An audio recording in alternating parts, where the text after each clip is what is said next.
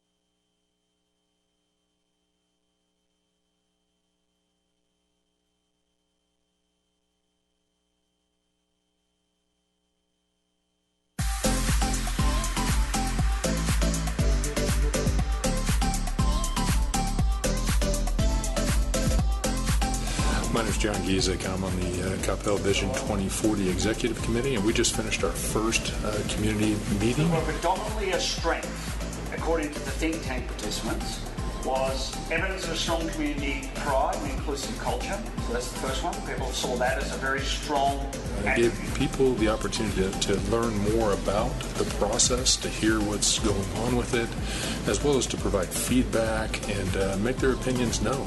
What do you find most promising or interesting about the emerging trends?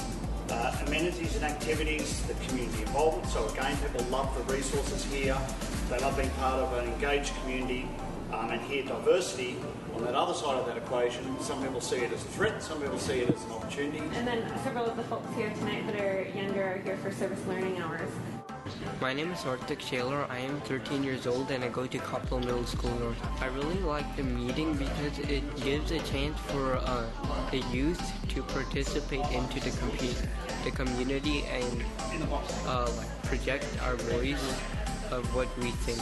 I would encourage everybody in the community to come out and be heard, listen to what's going on, and be part of this process.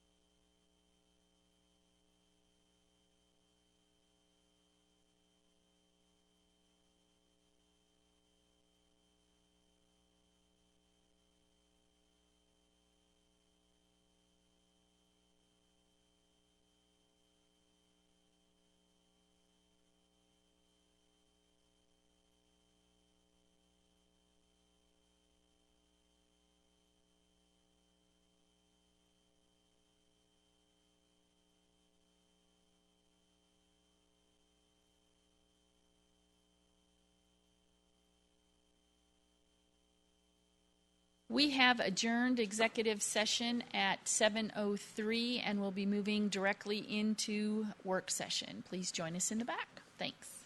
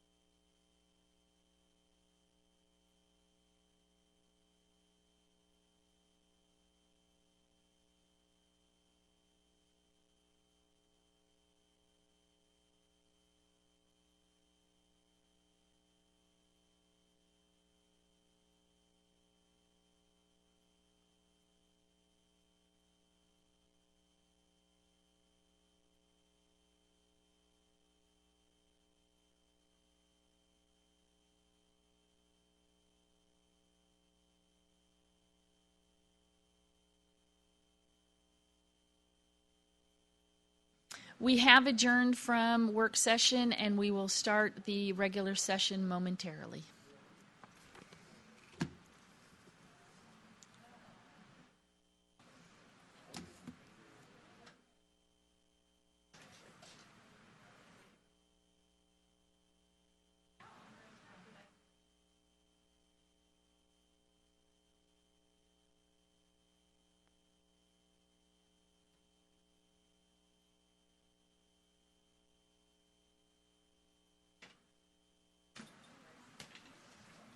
Everybody else, instructions.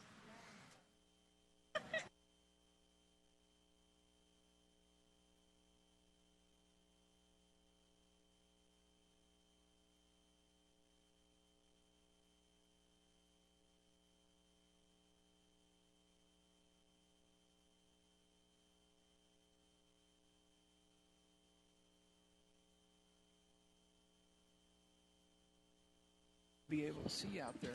Whoops.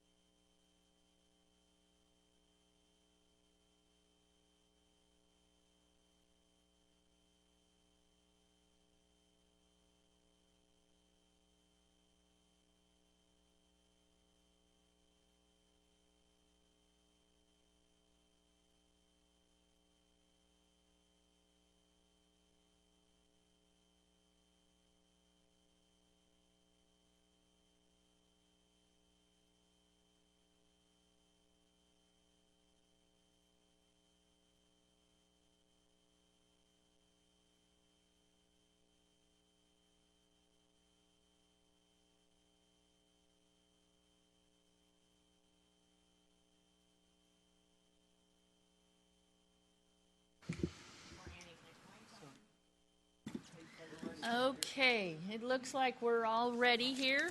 Um, uh, we are here to open the regular session. The time is 7:34. Thank you for your patience. We have Jeff Spankler here, who is the senior pastor for Generate Life Church, to help us with the invocation, and then please remain standing for the Pledge of Allegiance. Thank you, Mayor, for the invitation. Would you all bow your heads with me?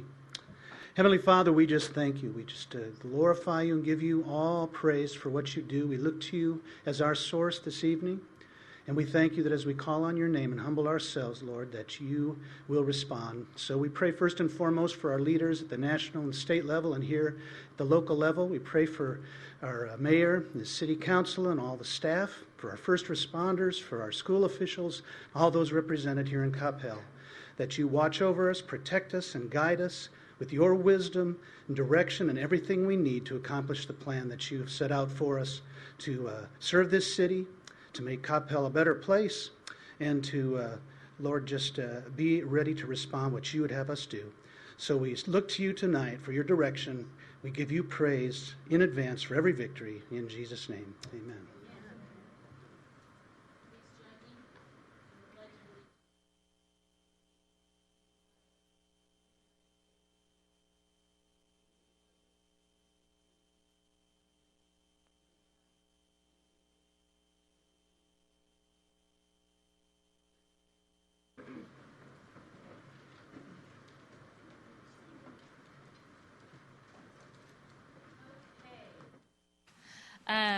We are excited here to have a presentation regarding the Vision 2040, and we have our facilitator here, David Burrow.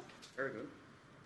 And we welcome you here, and I know everyone here is looking forward to the update.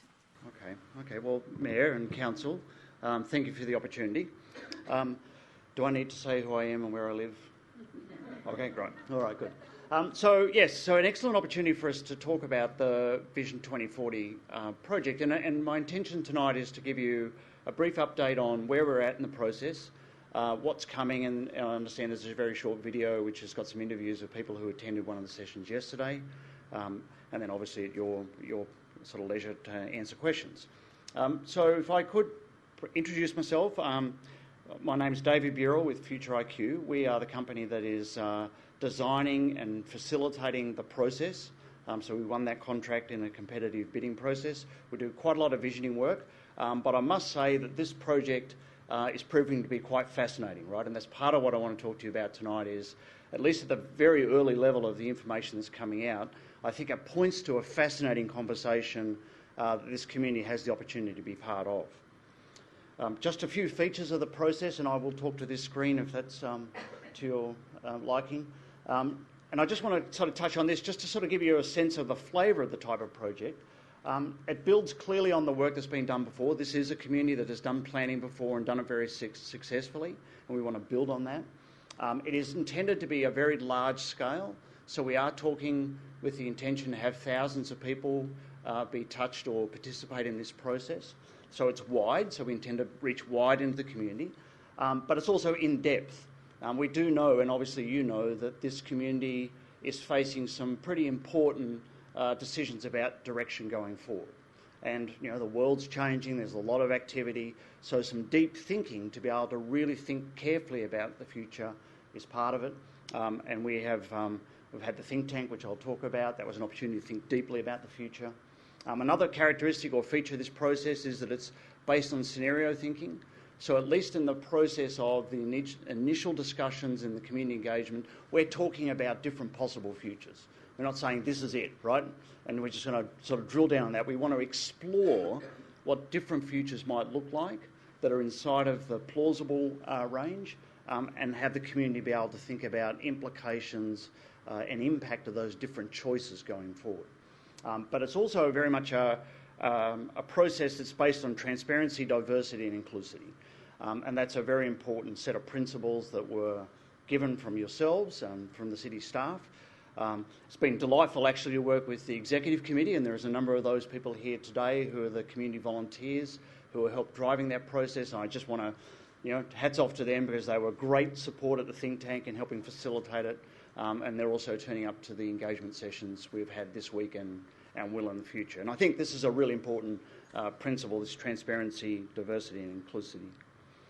In terms of building on the work before, obviously, as I said, this community has done the 2030 vision and that was successful. There's been planning before that. But we're now in 2018 and we're looking at 2040. And what's happened in the last 10 years is a lot of things have changed.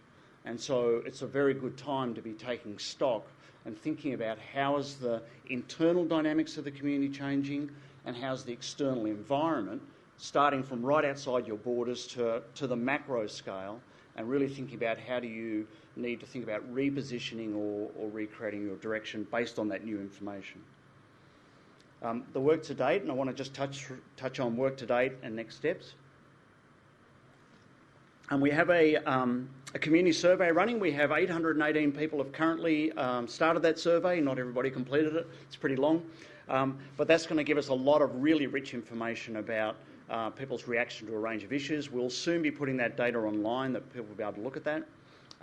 We've started to conduct a benchmark analysis, so we're looking to compare this community against a range of other communities on similar attributes. And the sort of Venn diagram of things we're looking at is communities that are close to a major international airport, have had rapid demographic change, have a high-performing school district, and trying to understand what are those 20 or so comparable communities and be able to learn from them. So obviously there's a chance to pull other ideas from elsewhere. We held the think tank in June. The report on that will be coming out in the next couple of days. We're just in final edit stage. We had 100 people attend for 2 nights, so they were 2 4-hour sessions. Fantastic involvement and participation, obviously a big group, and some pretty exciting stuff I think came out of that. And we're right now in the middle of starting the engagement sessions where we're taking the think tank findings out to the broader community. So we did 2 sessions yesterday and we have another 4 tomorrow and the next day. And we'll be out doing additional weeks of engagement in September and October. So this is the idea, is to sort of take it out broadly to people who care, you know, whether they be high school students or retirees or people who work here or residents, people who have a stake in this future. We want them to have input. We'll then be, in terms of next steps, we'll be reconvening the think tank in November. And to validate the findings from the work up to that point, we'll hold a couple of focus groups, and then obviously we'll be back with yourselves and the city with a plan and a sort of implementation and approach towards the end of the year.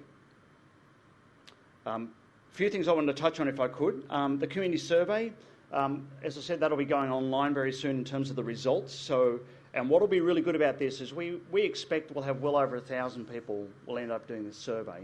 But you'll be able to interrogate, or anybody will be able to interrogate that data. And that's what we find most exciting, is that when you have a very large data set, you want to be able to go into that and say, well, tell me what different cohorts think about these issues. You know, what are young people thinking? Or, you know, what are people who are commuting every day? How do people see issues in different ways? So that'll all be available online. But just some of the high-level initial results that I thought I'd share with you that are, at least we're finding interesting from the point of view of the process so far, is that there's a couple of questions we've asked on a whole range of issues about people's perception of, are these issues going to be positive or negative for our future? And other questions about how well prepared are we? Are we not at all prepared, or are we very well prepared? And by combining the responses, we're able to look at different quadrants. So here I have some of the topics that came up, or issues that came up, that people saw likely will have a positive impact, but they believe the community is well prepared for. So they're things you've probably been investing in, right, that you've been preparing for. And you can see there the list is, you know, the neighbourhoods, business, parks, trails, connectability. People see that that's something that's, you know, well prepared for, positive impact. Recreational offerings, technological advancements, smart cities type approach. The availability of education, obviously a very important issue here. The increased cultural diversity. So a nice set of, you know, we're well prepared, going to have a positive impact. But we also want to understand the other cohort or cluster of issues, which are the ones that people think from the community survey that may have a big negative impact and the community is not that prepared for. So these are the sort of issues that could sneak up and surprise you, right, or catch you unprepared if you don't think about them. Issues that people have pointed to are traffic issues in the daily commute. That continually comes out as a concern. Housing affordability, housing options. Obviously you're approaching full development. People want to move here for a number of different reasons. Starts to put pressure on housing stock and availability. Cost and care and access of elder care and health care. That's going to be a concern for an ageing population. Access to public transport and changing long-term weather patterns were the high-level ones. So that's obviously summary material. We'll be able to dig into that a lot deeper. I wanted to just touch briefly on the think tank for a moment. And again, just to point out the number of people in this room were at that think tank. And obviously some of the council members turned up or came to the start, right, and handed it off to the community to do the deep thinking. So this is the deep think part where we spent a lot of time thinking about the future. And we produced out of that what I think is a very powerful scenario development framework. And I do want to make a point here, is that this process I'm talking about and the outputs I'm going to just touch on are very much built scratch up by the community. So we provide a framework, but the content were all things that were identified and prioritised by the community participants who were at that think tank. So we explored trends and their potential implications for the city. We looked at identifying drivers shaping the future. So people in that think tank process, the groups identified the top 20 major issues that they saw having a significant impact. We were able to cluster those. I'll explain that in a moment. Then we've developed 4 plausible scenarios. So these are sort of like future narratives, you know, different what ifs. What if this community turned out this way? Or what if the community turned out this way? What would be the implications? And then, of course, what we're doing at the moment is examining the implications, which is what the engagement sessions are, and then moving to preferred future and next steps. And I do want to just touch a little bit on the framework because I think that'll lead well to what I think are some of the big challenges. That's just a diagram. This will be in the report. It identifies the clusters and how they were ranked. So you'll see that there is red and green clusters. Again, this material and the prioritisation was all developed by the think tank participants. And ultimately that built us our scenario framework, right? So I want to talk to this a little bit, right? Just to give you the kind of world of what we're engaging the community in. And when we boiled it all down as 100 plus people, it really turned out that the collective understanding was that there were two big issues or themes that are most powerful in shaping the future of this community. And they were labelled as this, as you can see. One says community evolution. Okay, so this notion of how the community fabric and character and the sort of style of the community, how that evolves, you know, on a continuum, that's going to have a big impact. And the other axis, the vertical one, was around infrastructure solutions. So the sort of physical environment. How do you as a community, you know, think about, tackle, respond to, and put in place infrastructure solutions? Both of these topics are obviously right in the wheelhouse of community leaders. You know, you're the people who shape these. And just very quickly on the community evolution axis, you can see there's two different ends there. It's intended to be a continuum. One end, we're asking the question, well, what happens if this community goes down the path of being like a community oasis? You know, let's sort of, we're in a bubble, you know, we want to sort of keep it nice and peaceful and we like it the way it is and, you know, we just, you know, we sort of continue to nurture that. That would lead to a certain set of outcomes at the level of the community. The other end of the continuum was one that picks up that you're dealing with a lot of demographic change. And that was titled the Laboratory of Learning. And the sort of concept there is, well, what if you went down the path of saying, our community's changing, but let's embrace this and let's think about how do we sort of weave things together? How do we start to incorporate change at the level of our community? In other words, how do we evolve as a community on a continuum?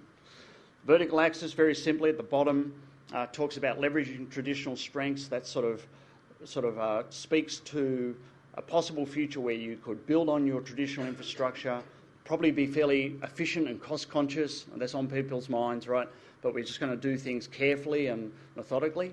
The other end was saying, well, what if we push more into the city of the future? You know, that we think about, we want to be at the leading edge of technological solutions, infrastructure solutions. Think about how do we sort of deal with water and public spaces and energy and waste in different ways, right? So it's a framework to tease out ideas about the future and think about implications.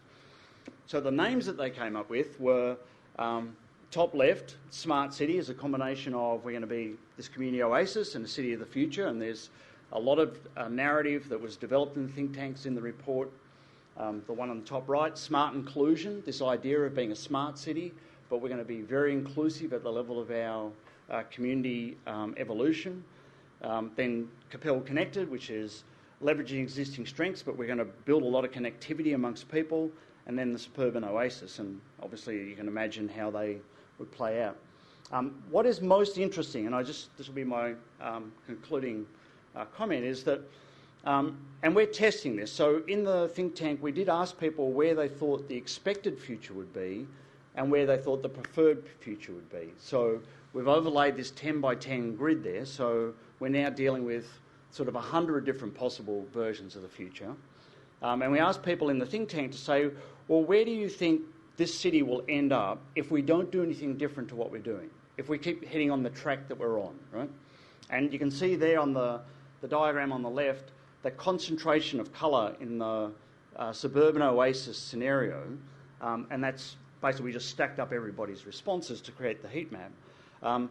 A very high level of alignment that that's the direction the community is heading in. And if you actually look at the 2030 plan, that's what it points to, right? You know, you think about the 2030 plan and the values that were embedded in that, that was pointing to that sort of future. So you've done a really good job, right, in terms of being able to deliver on that. The chart on the right is a different question. We're asking, taking into account where we are today and looking to 2040, what do you think would be the preferred future or the optimal future for the community. And again, you can see concentrations of colour.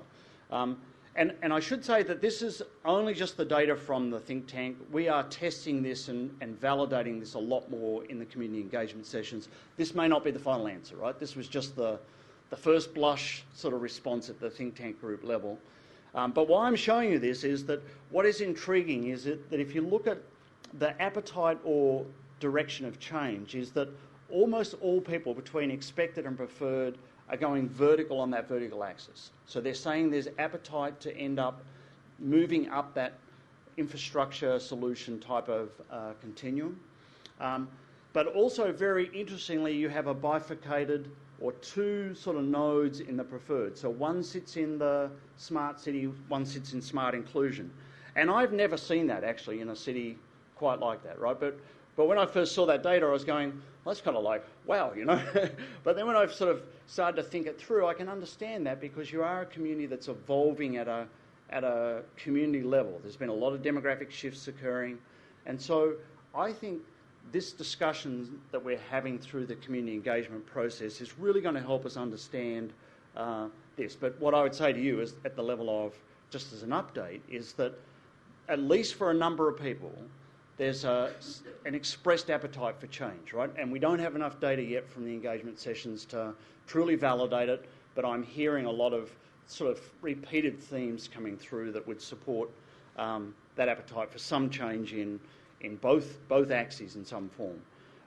Obviously, there's going to be people with all different views in this community, right? There's going to be people who are like, I love it just the way it is, don't touch it, right? And there's going to be people saying, you know, want to have maximum change. What we'll be able to do with the data side of this process is really understand where does that concentration of views sort of exist and which cohorts are seeing the future in a certain way. We want to be able to peel back the lid and be able to tell you, well, the young people in this community think this, right? And the retired people think this, or the people who live in this part of the community have a different set of concerns or interests than the people who live in this part of the community. So it'll be fantastic intelligence for people such as yourselves in a leadership role. But I did want to just, I guess, heads up on this, is that there's change coming, or an appetite for change, but there are also some big questions to still resolve. You know, some good debate that I think we need to have, or discussion we need to have as we go through this process. So what's coming soon, my last comment is, we'll be putting the community survey data on the data visualisation platform in the next couple of weeks, so that'll allow everybody to be able to see that as part of the transparency. Think tank report will be published in the coming days, and obviously the community engagement sessions will be running over the coming months. And why, I should add, why we're doing this over 3 months is that we are very committed to giving everybody the best chance to find out about it and attend a session. And what we find is that in communities of your size, even at the end of 3 months, we'll still meet people who go, what? I never heard about this. When did this start, right? So, but we want to allow enough time and allow the communication infrastructure to try and reach as many people to invite them to participate as possible. So, they were the comments I wanted to make. There was that short video. Should we show that? Okay. And this was just taken yesterday. I haven't seen it, but it's, I understand it's just a couple of interviews with people.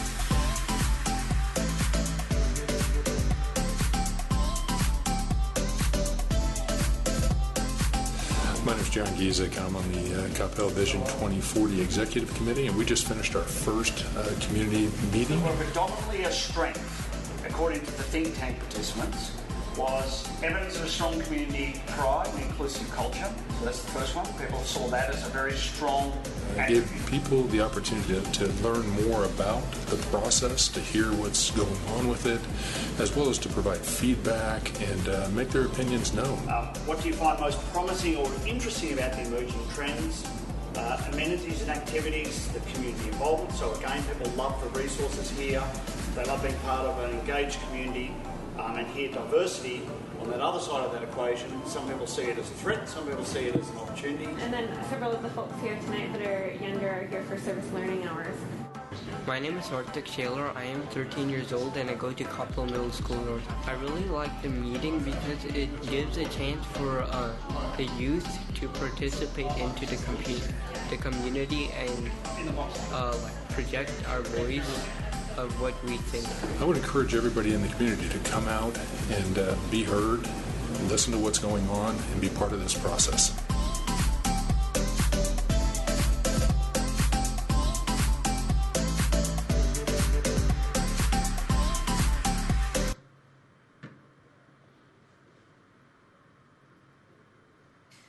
So, thank you, David.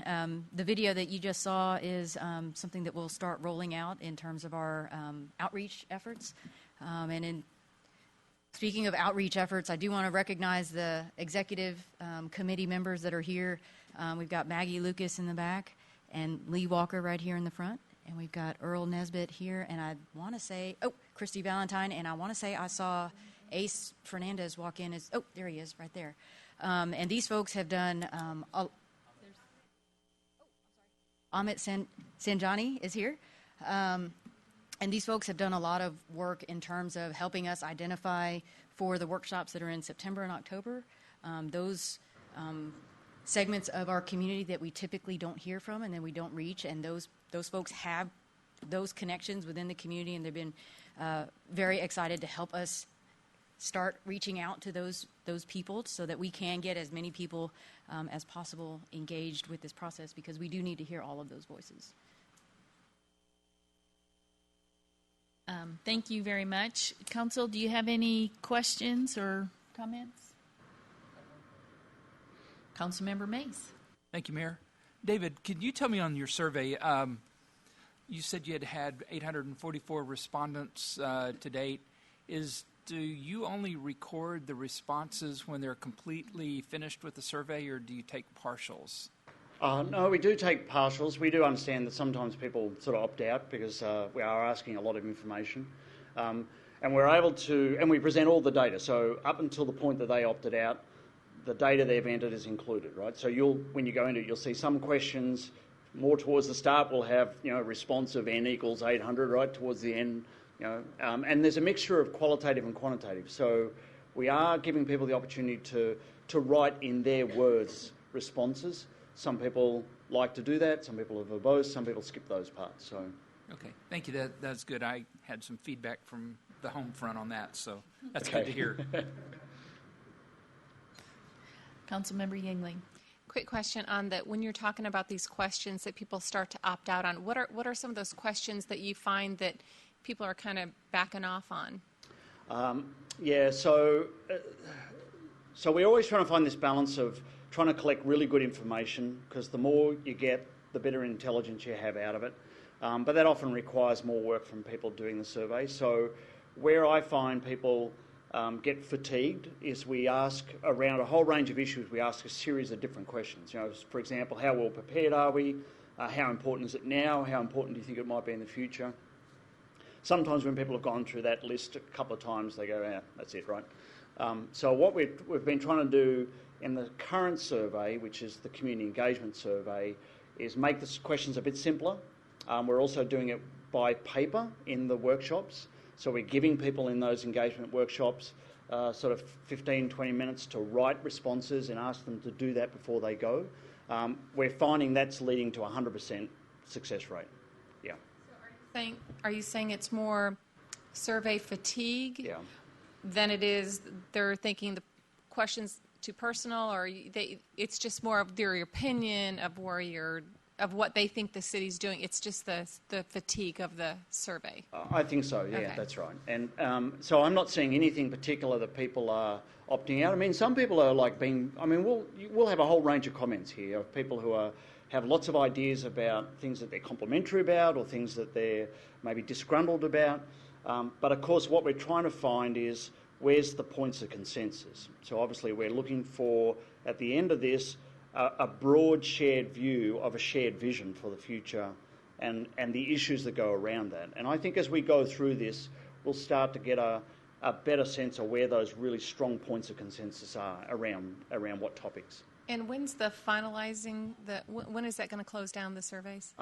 So we're going to continue to run the community survey, and we probably won't shut that until sort of end of September or something like that. We want to give as many people as possible a chance to be involved in it. So we're really, all the threads of this will really come together in November, which is when the sort of benchmark, the community survey, the engagement sessions, all that sort of comes together, and we'll be able to then build the story from that. So in all likelihood, most of those platforms will be available for people right up until then. Okay, thank you. Member Hill. Thank you, Mayor. I had a question about some of your earlier slides, the ones where you have the community oasis and the laboratory of learning. I see you have those as almost polar opposites, where you're making the people make a decision between the two. Can you not blend that? So, and how do you ask the questions so they're able to have that type of flexibility? Yeah. So are we able to put the slide deck back up, and I'll just go back to that? Yeah. I think it's a very important question. So if you look at this diagram, you're dead right is that they're intended to be continuums, right? So it's not binary, it's not either or. Those descriptions at the end try to frame the ends of those continuums, because in the think tank we thought that was the plausible canvas. So we're not interested in implausible, we're really looking at plausible where we want to go to the kind of edges of plausibility. And you'll see that grid in the background, see there's a 10 by 10 matrix. So that's, if you consider both those axes as continuums, then you get to be able to think about different combinations, right? So you might be very strong for change on one continuum but not on the other. And so people are able to respond to that in those heat maps on the expected and the preferred.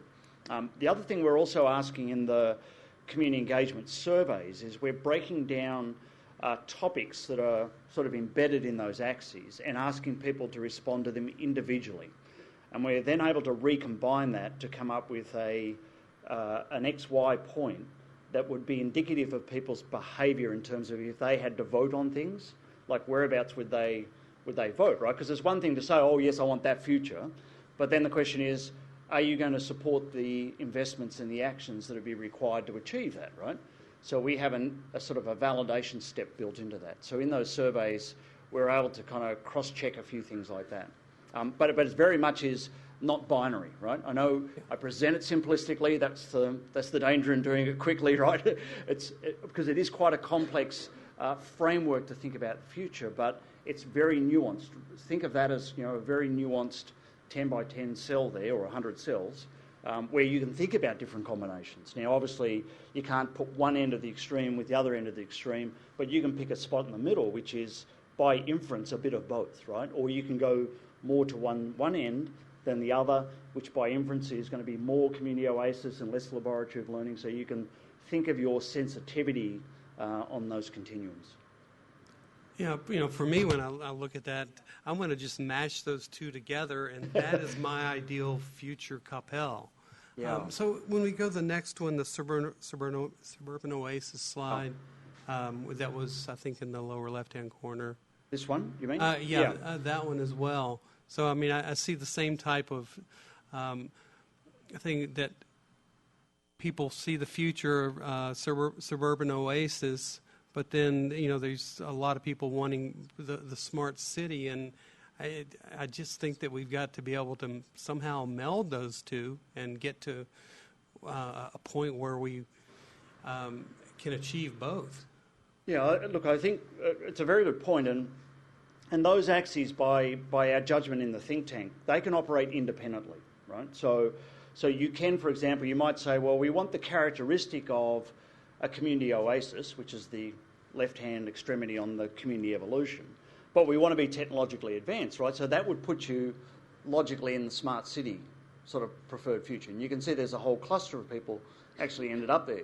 Yeah. But there's implications that come with these, and that's, I think, the power of the work that the think tank group did, is that they looked at the sort of intended and unintended consequences if we go down this path. Because what might look really great to us today, what we're really trying to think about is 2040. And the world around you will be changing quickly as well. And in that 20-year time frame, baby boomers are going to cycle out of the system. There'll be a whole new generation in leadership roles. So, it's part of thinking about how do we position ourselves for the future. Absolutely. Thank you so much. I appreciate your... My pleasure. presentation. I want to thank you very much for this update, and I really appreciate a lot of the friendly faces in the room who have come to support you in this. We are excited about this and look forward to future updates. So thank you very much. Of course. Thank you, Mayor, and thank you, Council. Thank you. Okay. Okay. The next item on our agenda is citizens' appearance. No one has signed up to speak. So we will move to the consent agenda. So these items are routine in nature and are generally enacted in one motion. These items have been approved through budget or past council action. Any item may be pulled and considered separately. The full descriptions have been available on the screens. There are a number of items that I would like to have some additional conversation about, but is there anything that somebody would like to pull to consider separately? Hearing none. B, Ms. Crystal, will you give us a little bit of background on that one? Yes, we are seeking an ordinance amendment to permit late hours for alcoholic beverage sales with mixed beverages with food certificate. So what that allows for is the opportunity to extend the sale of mixed beverages with food, and then to also open up the option for Sundays from 10 a.m. to noon. This was brought forward primarily from our hotel district, our hotel areas, who were only allowed to have receptions and serve alcohol until midnight. When we did have several conversations about this in work session, but I wanted to make sure that we gave that explanation publicly. Councilmember Mays. Crystal, could you highlight a couple of the points that we made during the work sessions, especially like I believe the restrictions that were placed on Mecklen's about their catering business, as well as the number of businesses that we have that are currently open after midnight? Yes, we did have a submission for a late hours for a catering permit. This was J. Macklin's. Because their alcohol permit is based out of Coppell, the restrictions were based on our hours, and that was where the hours would end by midnight. So in the event that they were providing a service in another community, they had to stop serving by midnight because that's how the permit reads today. With the approval of this ordinance, it would allow them to serve their items in another community until 2 a.m. if that is permitted. As far as other restaurants, though, J. Macklin's being, and I don't want to speak for them specifically, but they were not interested in reapplying for the late hours from the restaurant entity. They were merely looking for the catering side of things. So again, whether the demand ends up rising, I know that would assist some of the restaurants with the brunch opportunities on the weekends, but I don't know today that there is the demand per se for the late hours into 2 a.m. with the community. Thanks for summarizing. Thank you. Any other questions on that item? None.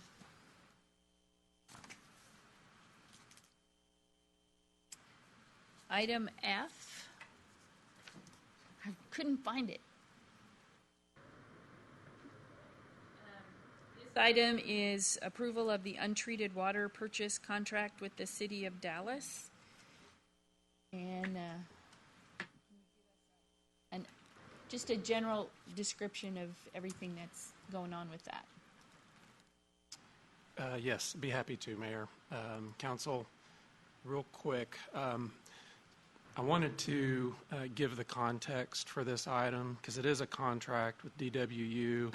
We have other contracts with the City of Dallas. This one's a little unique. I'd say it's very unique because it's one piece of a plan to allow the City of Coppell to basically maintain the lake level in North Lake and also provide water for irrigation which we have an agreement with the Cypress Waters to do that. So and I'll just highlight that the system is we will pump water out of the Elm Fork of the Trinity River. That water will be delivered to North Lake through an existing 42-inch water line. We're working on the water rights. We have the water rights that was purchased when we purchased the lake, when the city purchased the lake. We're working through the state to just get the change, the ownership name changed from Luminant to the city of Coppell, as well as the use from industrial to irrigation. And then Cypress Waters will install pumps to pump water out of the lake into their irrigation systems, and we will need an agreement with them to cover the terms of that irrigation water. So you'd think it's pretty simple, but there's a lot of moving parts. This particular agreement is, it's kind of highlighted up here. And again, it's all to maintain the lake level and to provide that water for irrigation. So it is, the agreement's for untreated water, so it'll come right out of the Trinity, Elm Fork of the Trinity River. It's a 30-year contract, but there are provisions for cancellation for both Dallas and for Coppell. We'll meter the water that we take out of the Trinity, and we'll report that to the city of Dallas. We will pay their regular rate for untreated water. In the city of Dallas, they adopt water rates for all types of water. Currently, that rate is $1.02 per 1,000 gallons. The agreement establishes the minimum, the average, and the maximum usage that we would expect. The water is diverted. It may be used for irrigation, as I described, and that it may be restricted during drought. Any of our agreements with Dallas, when they relate to water, have these same drought provisions in them. It further describes the diversion point, which is the original intake location from the original power plant that Dallas Power and Light originally and Luminant later had installed. And again, the water will be pumped through the existing 42-inch pipe. The next steps, if this agreement is approved this evening, we're planning to have 2 items on the August 28th agenda. One of those is for the on-call pumping contract, and the other is for a contract to make the infrastructure improvements to that site so that someone can come in on an on-call basis and pump water out of the Trinity. And then we anticipate the irrigation water purchase agreement with Cypress Waters would be on the September 11th agenda for approval. And it will, as currently drafted, it mimics very closely the DWU or this particular agreement. And then we'll continue pursuing the water rights changes through TCEQ. With that, I would be happy to answer any questions. Thank you, Mr. Collins. Questions? Thank you very much. Thank you. And the other item,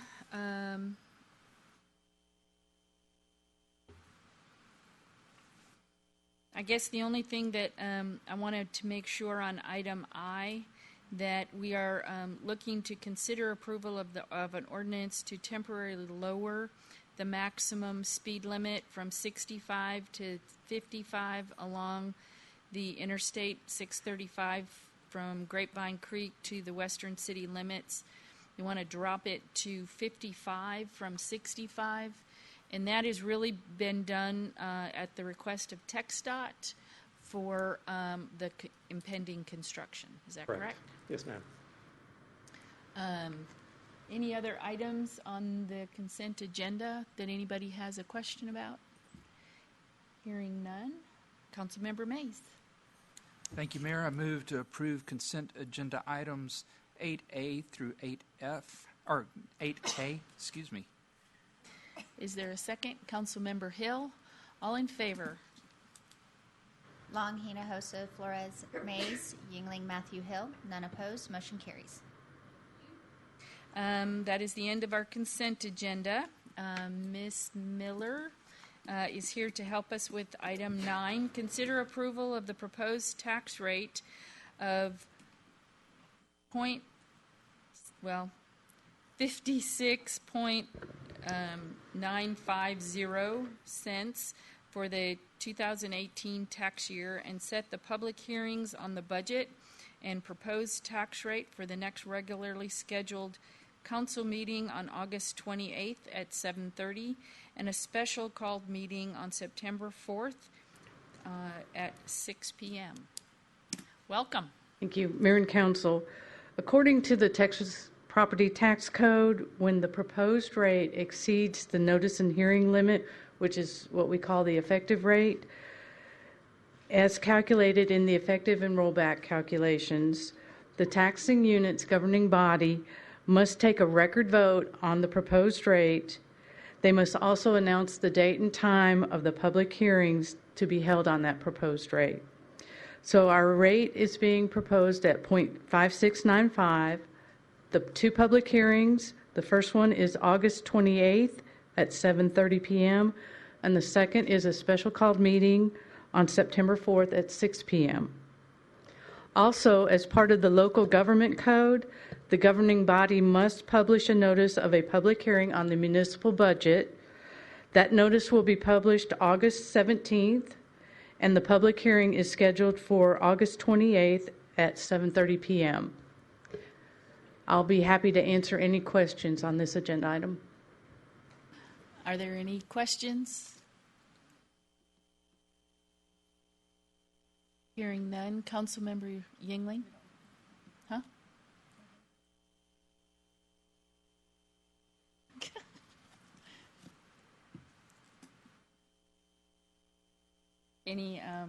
I will entertain a motion. Thank you, Mayor. I move to approve item number 9. A second by Councilmember Yingling. All in favor?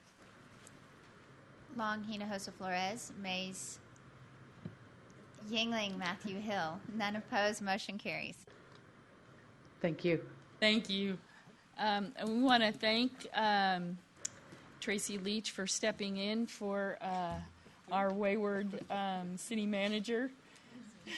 Just glad to be home. Had travel difficulties today, but we're glad you're here. Thank you. I'm glad to be home. Very much so.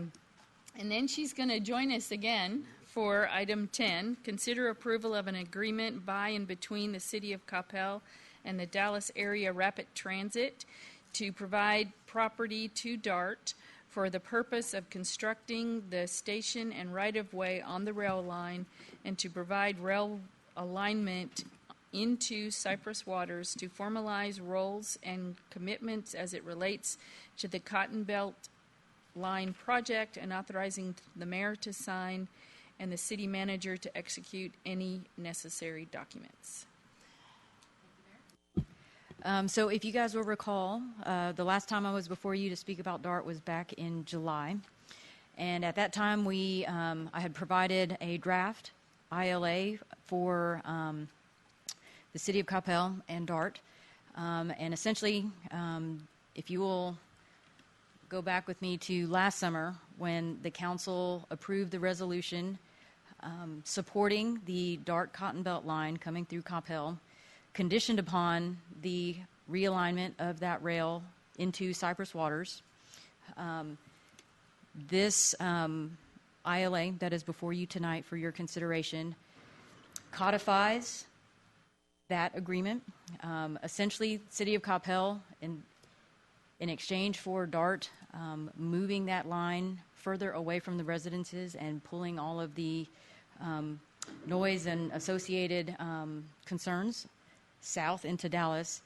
So in exchange for the benefit that we would reap from that move on the realignment, City of Coppell has agreed to donate the land and the right-of-way that would be necessary for the rail line itself to take that southern alignment, as well as the rail station itself in the Cypress Waters development. And so the agreement that is before you is the same agreement that was under consideration by the DART board today, and they are taking that under consideration as we speak, correct? Okay. Okay. Did y'all hear that? So that has been approved by the Committee of the Whole and is before the board tonight for their approval. And so essentially the totality of the City of Coppell's responsibility as it relates to the DART Cotton Belt line is represented in this master ILA, and that is just the land. So that is our contribution for the project. I know we've had some additional discussions about some additional improvements that we would like to see. However, that is all separate and apart from this ILA that is before you tonight. And so at this point, I will answer any questions that you guys might have as it relates to the document that is before you. Any questions? I know we've had a number of discussions about this. I know we've probably worked a session this probably a lot of times. I can't even remember over the last how many years we've talked about this. There is a lot more to be done after this, but this is like this is the first piece to get it us moving in that direction. Any other questions, comments? Hearing none, I will entertain a motion. Councilmember Yingling. Thank you, Mayor. I move to approve item number 10. Councilmember Hinojosa Smith.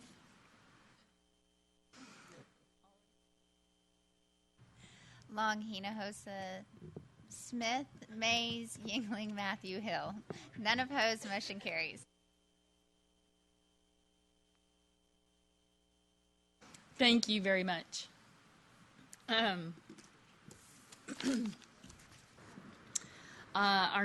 We are moving now to item 11, and we have Mary Perrone Boswell here to help us.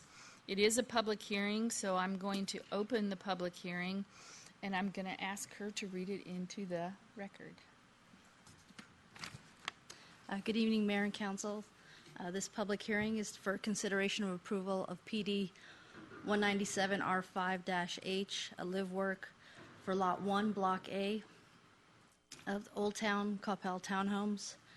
A zoning change request from PD 197R-H to PD 197R5-H to attach a detailed site plan for two-story, approximately 3,000 square foot live work buildings on 0.27 acres of property located at the northeast corner of South Coppell Road and McNair Drive at the request of R.L. Robertson, LLC, being represented by Mr. Greg Franca of GPF Architects.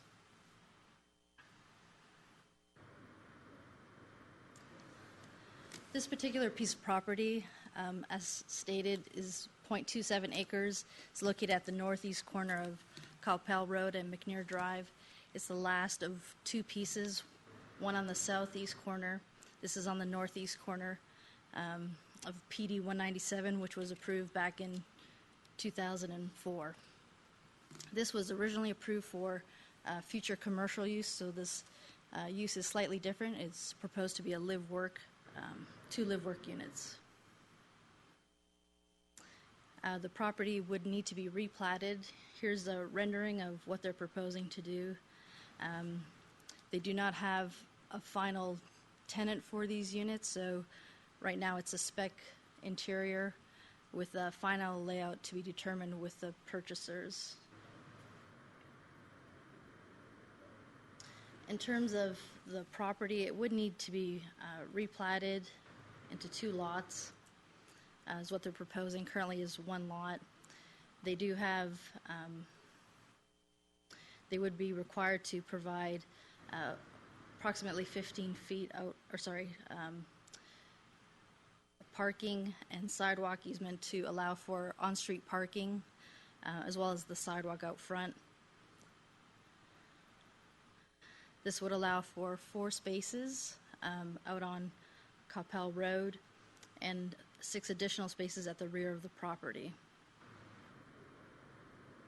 In terms of landscaping on the site, it does meet the 30% requirement. A section of that contains the parking and sidewalk easement. However, they do meet the rest of the 30% on the other perimeters. They're proposing to put an 8-foot tall wood fence, which, as illustrated, would be starting adjacent to the adjacent property, going north, and ties into the northwest corner of the property. Because of the adjacency of the house here, which abuts the property line, they are proposing also to provide a 5-foot access and maintenance easement, which would be composed of decomposed granite here.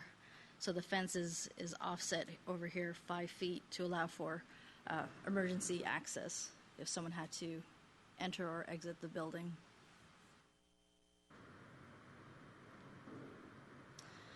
In terms of the elevations, both buildings would have similar, actually the same elevation but reversed. The majority of the composition would be hardy board. It does have stone wainscot both along the front and side facades. They do have vertical windows. There's a small inset porch in the front. On either side, there's also covered openings. At the rear facade, they will be providing wood garage doors. As you can see, the colors and materials used would be complementary, so not the same colors, but very complementary colors, earth tone colors.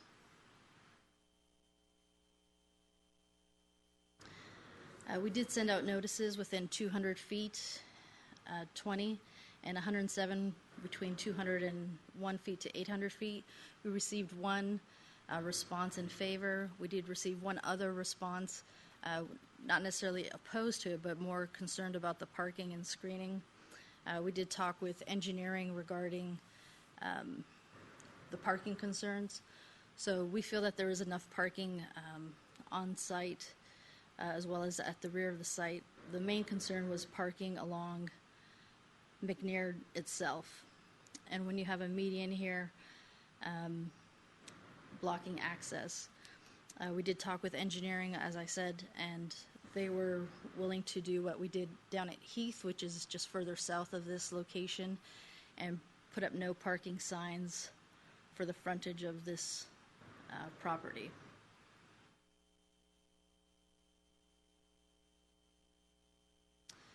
The Planning and Zoning Commission did recommend approval of PD 197R5-H, Old Coppell Townhomes, Lot 1, Block A, subject to the following outstanding conditions: that there may be additional comments during the building permit and detailed engineering review. Number 2, that a replat will be required. Number 3, that all proposed signage shall comply with ordinance requirements. And number 4, to allow an 8-foot fence in lieu of a 6-foot wood fence. In lieu of a 6-foot fence. The applicant is here in the audience. Do you have any questions of me? Does the applicant have anything to add? We agree with all the conditions and be glad to address any questions. This is a public hearing, but no one has signed up to speak, so I'm going to turn it over to the council for comments and discussions. Does anybody have any questions? Councilmember Mays. Mayor Greg, going back to the diagram of showing the easement on the plat, is the structure to the, to the east? The east. Is that on the property line? Right on the property line, and part of that was they're required to have an emergency access out of the bedroom. So if there's, we need to give them room to be able to get out. And Tim Oates said he needs to be able to get there to access the building. I understand that. I guess my question was, there was no easement requirement or setback from that property line when the others, long time ago? Years ago, so I don't know the situation when that original building was constructed. Just, okay. Thank you very much. I understand the constraints there. We're willing to help whatever to make it safe for them. Okay, thank you. Councilmember Yingling? Hello. On the parking, since this is going to be a business, is there any handicap parking that's here? I can't tell by the diagram, sorry. You can see on Coppell Road, the slightly dashed area. Okay. So it meets parking for both units, and I've already checked with TDLR, and they're fine with that location. Okay, thank you. Any other questions? Councilmember Hill. Thank you, Mayor. I'd like to make a motion to close the public hearing and approve item 11 subject to conditions.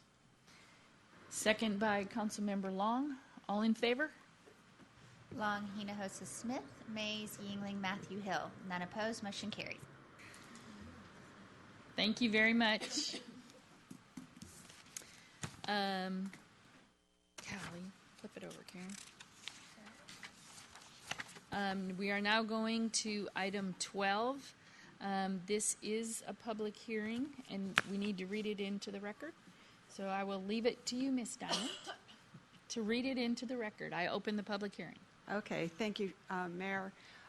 It's to consider approval of PD 259R-SF797 Blackberry Farms, which is a zoning change request from PD 259 SF9 and 7 to PD 259 revised SF9 and 7 to revise the detailed site plan and conditions to permit the development of 74 single-family lots, 9 common area lots on 54.8 acres of land located in the north side of Sandy Lake Road, approximately 750 feet northwest of Starlight Drive, which is extended at the request of Denton Creek Land Company Limited and Blackberry Farm Limited, being represented by Lynn Cadillac of Cadillac and Associates. Check very quickly, and that went backwards. This is the property in question. As we discussed, there are some outstanding issues in terms of with the Corps of Engineers and the city. We're trying to work out some viable options. Even though Plan Commission did recommend approval on July 19th, there were substantial conditions with that approval. And per the request of the applicant, we are recommending that this item be tabled with the public hearing left open until September 11th, 2018 council meeting. Thank you. Council, unless you have questions, again, no one has signed up to this public hearing. If you would like to grant the applicant's request, we can just have a motion to table the public hearing until certain September 11th, 2018. Mayor Pro Tem Long.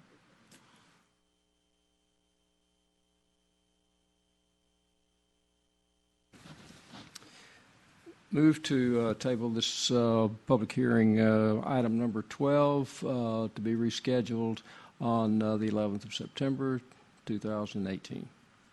Thank you. Is there a second? Councilmember Hill. All in favor? Long, Hinojosa, Smith, Mays, Yingling, Matthew Hill. None opposed. Motion carries.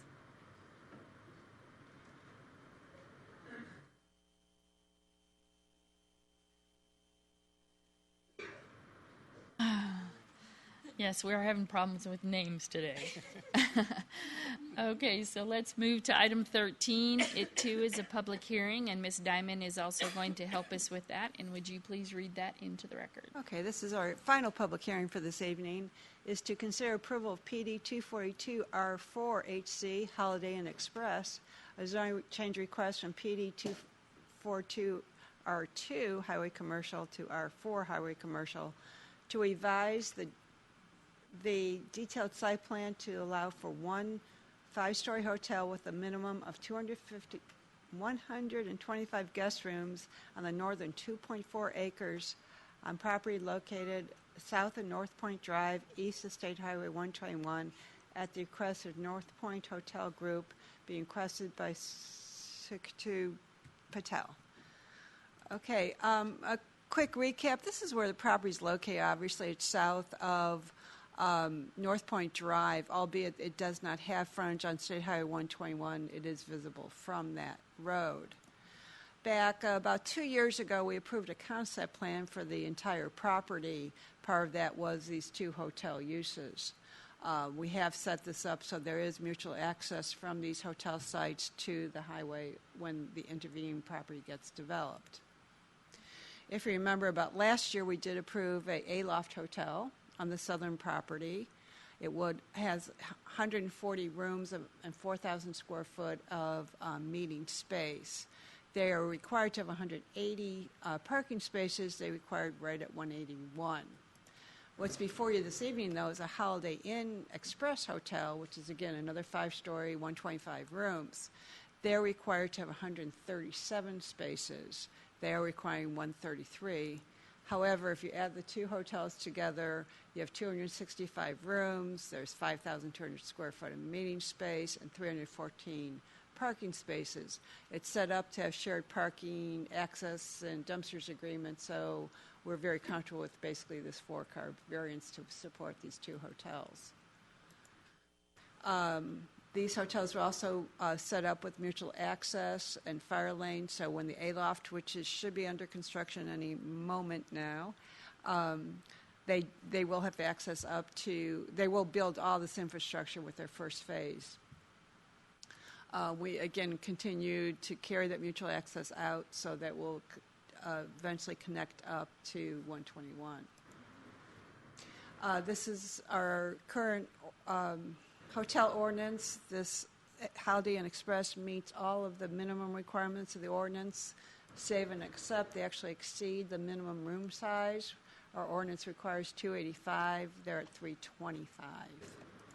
Quick look at their first floor plan. You can see the lobby area and their 1,200 square foot of meeting space, which is kind of in the green area. They do have a little breakfast or limited service, and the 600 square foot fitness. Outdoor, they do have 1,200 square foot outdoor patio. So all in all, they do meet our hotel ordinance. This is the overall site plan. Again, it's for both hotels. They do meet the requirements of our landscape ordinance. This is the elevation, and I'll pass the color board. Not that heavy, just a little bit. Recent prototype for the Holiday Inn Hotel, and it does meet our requirements in terms of masonry and color. They have made a slight adjustment, if you read through the staff report, where both the A-Loft and the Holiday Inn Express were using a stone, so now they've kind of matched it, so they're using the same type of stone, but really doesn't detract from their overall branding. But seeing that we'll have two monument signs, that they will look similar. That being said, we did send notices out, 8 notices within 200 feet, and we received 1 written response in favor, and then 2 additional notices within 800 feet, and received no responses. On July 19th, the Plan Commission did recommend approval of PD 242 Revision 4 Highway Commercial Holiday Express. The following 2 conditions remain outstanding: that there will be additional comments during detailed engineering and building permit review, and the property will be required to be replatted prior to issuance of building permit, because they did have to incorporate about ½ acre more to provide for the needed parking and to reflect, of course, all the existing and proposed access, fire lane, and utility and shared parking and dumpster agreements. I'd be happy to answer any questions that you have. The owner and the architect are both in the audience. Thank you very much. Do you have anything that you would like to add? No? But you will be available for questions. Yes, ma'am. Thank you. This is a public hearing, and no one has signed up to speak. So I'm going to turn it over to Council. Council, do you have any questions or comments? Councilmember Hinojosa Smith. Thank you, Mayor. Mine's just actually just for clarification with regards to like the shared parking and dumpster facilities, since we're talking about two different hotels, that we don't foresee any issues with that right now. I mean, that's a verbal agreement. No, it's a written. That is already it's written. That is agreed to. Okay. When they platted the property, we made sure that they filed that agreement also. Okay. Because right now it's one owner, but in the future it may be two owners. Therefore, that's why we put it as part of the both the PD and the. Okay. I mean, I do like that, and I think that will work out really well. Always wanting to make sure that that particular agreement did exist, just because standing alone, then they wouldn't fall within our requirements. So, but I do like the shared agreements. Thank you. Questions? Councilmember Hill.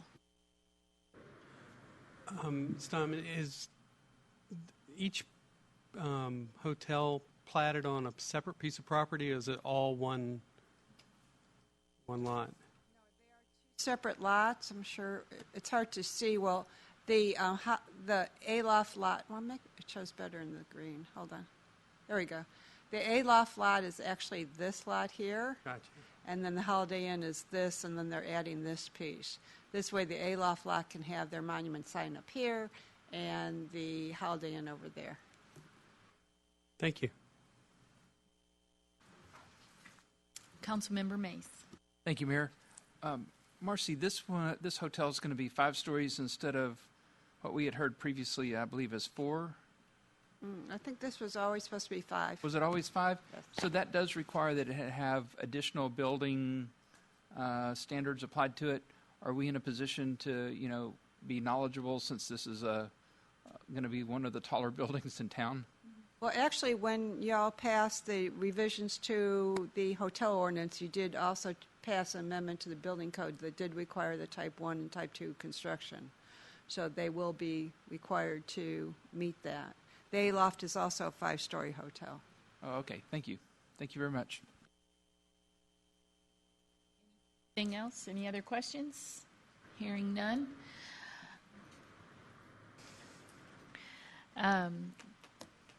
Councilmember Matthew. So, I have no questions. You. No, I thought you wanted to do the motion. Yeah, I could do the motion. Yes, So do we the close motion. the public hearing? Yes. Okay. So I move to approve item number 13. Close the public hearing Yes. and. So close the public hearing. And I move I moved to approve the item number 13. with conditions. With the conditions, yes. Thank you. Second by Councilmember Mays. All in favor? Long, Hina, Hosso, Smith, Mays, Yingling, Matthew, Hill. None opposed. Motion carried. Thank you very much, and we look forward to it. Thank you. Looking forward to seeing that Aloft under construction as well. Thank you. Item 14, City Manager Report, project updates and future agendas. Again, Mayor, it's good to be home. Thank you. This evening, I just want to go over a couple of things related to some water projects and a couple others. North Lake, as you know, we had that responsibility. Y'all talked about that a little bit earlier this evening. With the rain that we had, it was amazing how fast the lake came up already, and so it's in good shape. And Kent has been conversing with the Cypress Waters folks on the condition of the lake. So that's a good move. Secondly, on our water conservation measures, I wrote a message to Kent today. Thank God, no, really, thank God. Because with the rain that we had, we were able to top off our tanks. The residents have done a great job of conserving water up and leading up to that. It looks like over the next several weeks we're not going to break 100. That always helps us as well. And we are starting to look at some alternatives to the way we do our watering going forward, since we're one of the major users, to help out and do an education program for our residents, not just during the peak time, but during the off season as well, about conservation to help us keep us from having to bump that contract with the Dallas Water Utilities. We think that's going to come just based on our growth in the community. I know that sounds a little, we keep talking about we're built out, but we keep finding more places for homes. But as development occurs, even more development on the west side, it's just going to pressure us on that 18.5 million gallons that we currently have. So, but we have a good working relationship with DWU, so that's good. Big news in case y'all don't know it, school starts tomorrow. So for all those who love traffic, be patient for the next. The great thing is they're starting in the middle of the week, right, in terms of what's going on. And so you'll get a little bit of a break after Friday to start all up again on Monday. But anyway, school does start tomorrow, so we ask everybody to be very, very careful. We got notice today that the post office is starting to deliver mail out of the Coppell Center. So that's a positive for us.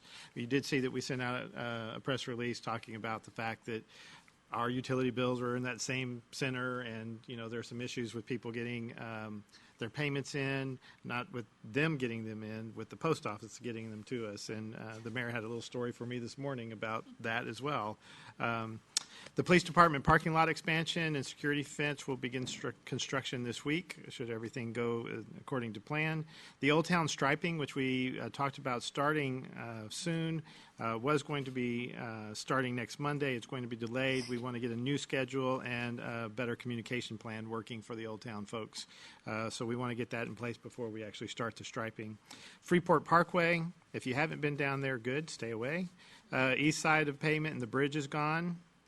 Did you go on it? I was there today. Over the weekend, I don't go. Okay. I was there today, and other than the road being very rough, it went well, but there was nobody working because it had rained. Well, they've been making progress, and they're focusing on the water line connections. We received, and we'll get some information out about this, we received the 2018 Proactive Water System Award from the TCEQ, and this is a direct result of the support the council's given us. If you recall, we did some residual control system in the elevated tank, which reduced our water loss by 50% because we were flushing up around 88 million gallons a year. Now we've reduced that down to 42 million gallons a year just because of the way the system works. And we helped control our chlorine residual, which has improved water quality, lower volatile disinfectant byproduct levels as well. So we received an award for the work that we've been able to do thanks to your support in doing that. So, Mayor, that's an update on various activities going on around the city. Thank you for being home.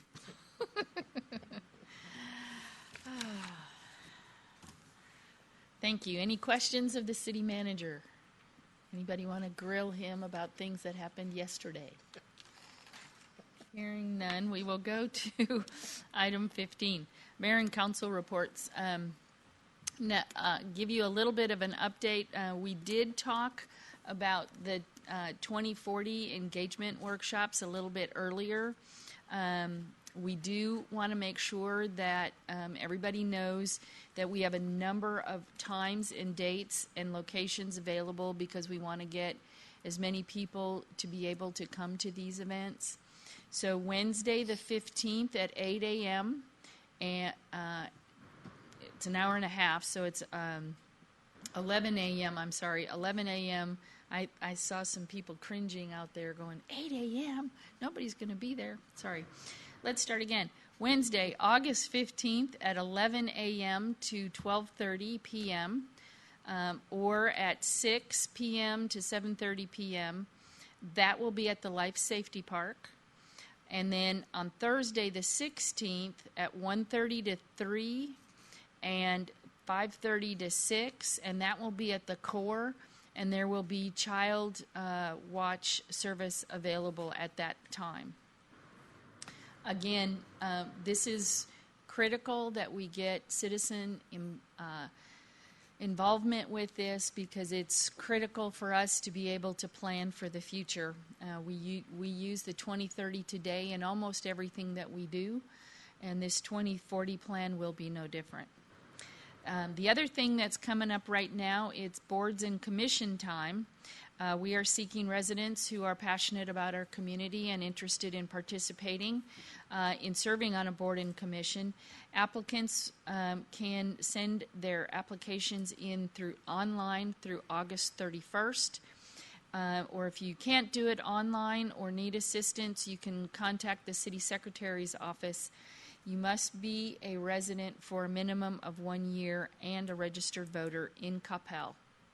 Not in 75019, but in Coppell.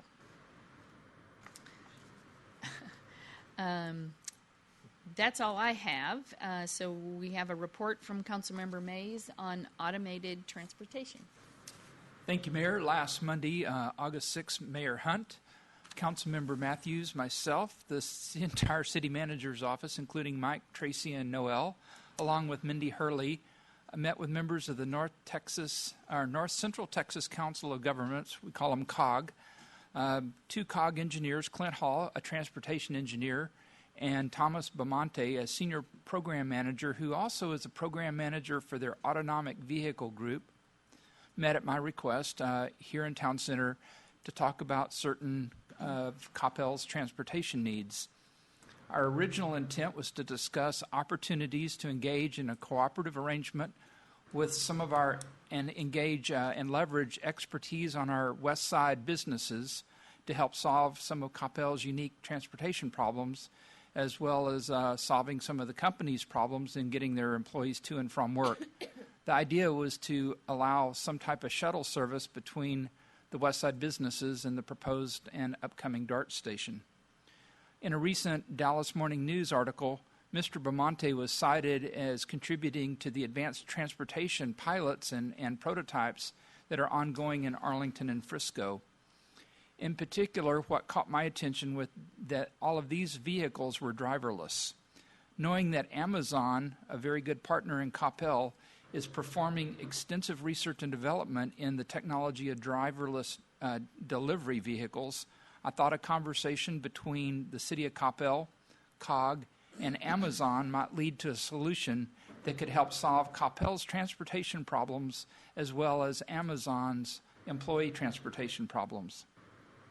The conversation soon migrated to what COG could do now for Coppell.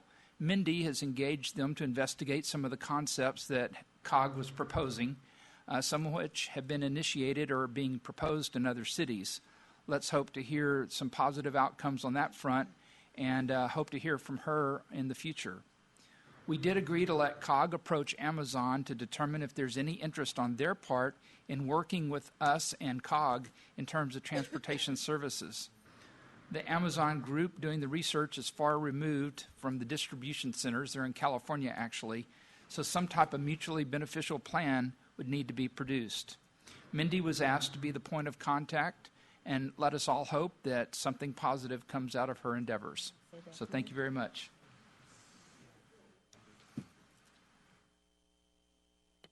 So I turned it off. Thank you very much. I appreciate the report. It was an interesting meeting, and I'm sure there will be much more to come of it. Item 16, public service announcements concerning items of community interest with no council action. The only thing that I know that's going on, well, 2 things that are going on this Friday is the National Night Out Golf Tournament.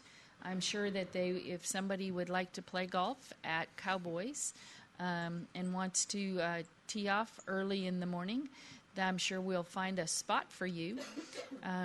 Pardon? Oh, I'm sorry. I've heard they're sold out.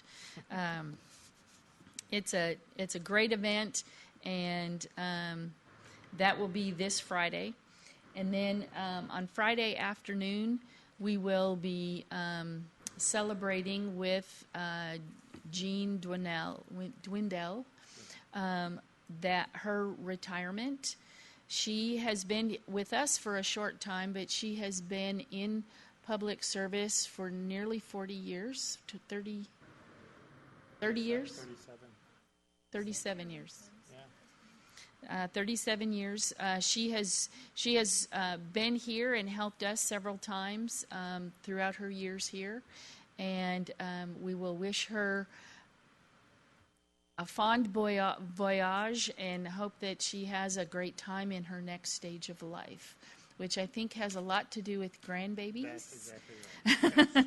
You see them all over, pictures of them all over her desk.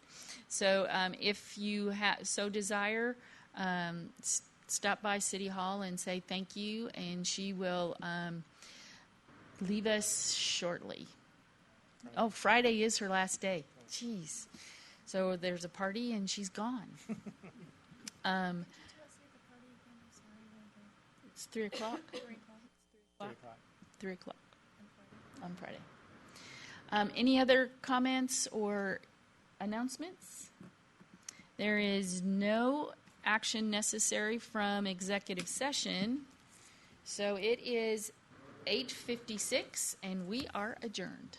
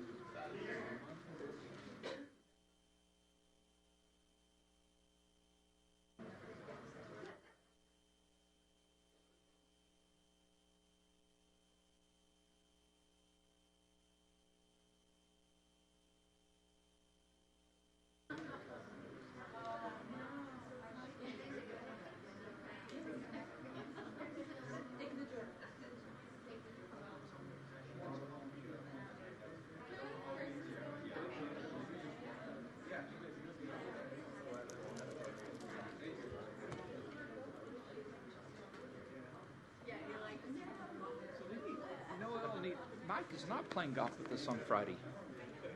So who's RA? We don't have one. I still think Huh? if you don't know who the A are, you